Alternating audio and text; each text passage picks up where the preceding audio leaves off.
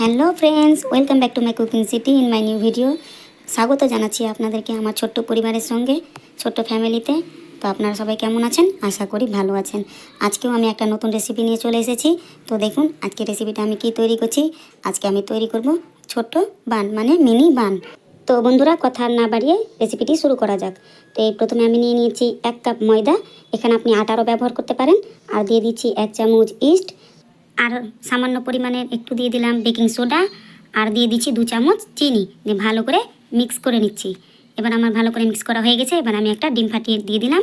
তো দেখুন বন্ধুরা, আমি ডিম দিয়ে আরও ভালো করে মিক্স করছি। তো দেখুন কি সুন্দর করে মিক্স করছি। আর বন্ধুরা, এত টেস্টি, এত সুন্দর খেতে, অবশ্যই আপনার বাড়িতে একবার ট্রাই করে দেখবেন। আর দিয়ে দিচ্ছি আমি 1 টেবিল চামচ সাদা তেল। এখানে আপনারা ঘিও দিতে পারেন, আমি এখানে সাদা তেল দিয়েছি। ঘি দিলে টেস্টটা একটু ভালো হয়, তার জন্য বলছি বন্ধুরা, ঘি হোক বা তেল হোক, যাই দিবেন ভালো করে মেখে নিতে হবে। আর আমি অল্প অল্প করে জল দিয়ে একটা সুন্দর করে ডো তৈরি করে নিলাম। তো দেখুন এবার আমি 20 মিনিট মতন রেস্টে রেখে দিলাম। তারপর আমি ডো থেকে 6টা ছোটো ছোটো লিচি কেটে রেখে দিলাম। এবার ওইগুলোকেও আমি ঢাকা দিয়ে 5 মিনিট রেখে দিয়েছি।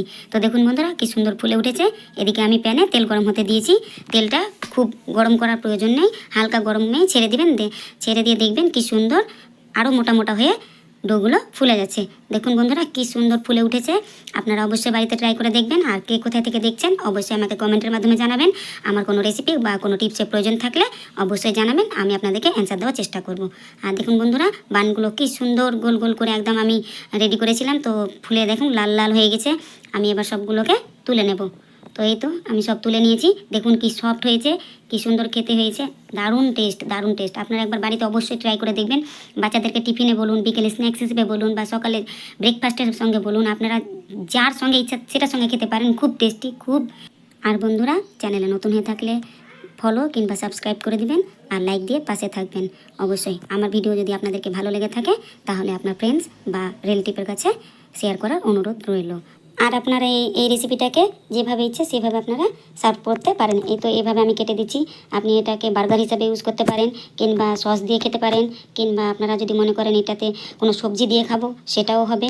আমি এখানে সস দিয়ে পরিবেশন করে দেখাবো। আপনারা দেখে নেন কত সুন্দর পরিবেশনটা করেছি। Heavy tasty, heavy. আমি পুরো ভিডিওটা আমার সঙ্গে দেখার জন্য অনেক অনেক ধন্যবাদ। তাহলে বন্ধুরা, আমি আসছি, আবারও দেখা হবে অন্য কোনো রেসিপিতে। আজকের মতন টাটা।